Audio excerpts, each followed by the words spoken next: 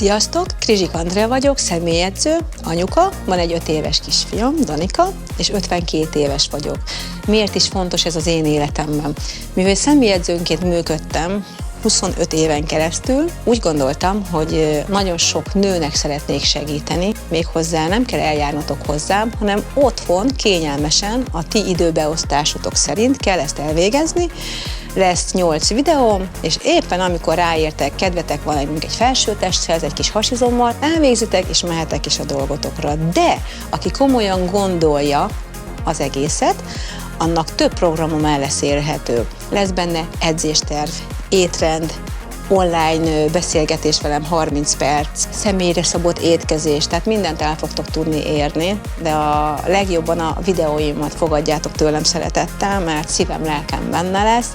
Amit tudnotok kell rólam, én is ugye 52 éves leszek. Fogytam 15 kilót, tudom milyen nehéz megtartani az izmot, és nagyon meg kell tartani, mert a bőrünk egyre kezd megereszkedni, ugye sajnos.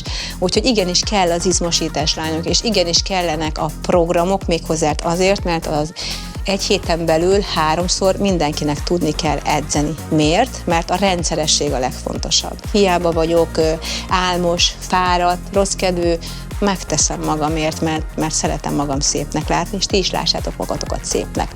Puszi mindenkinek!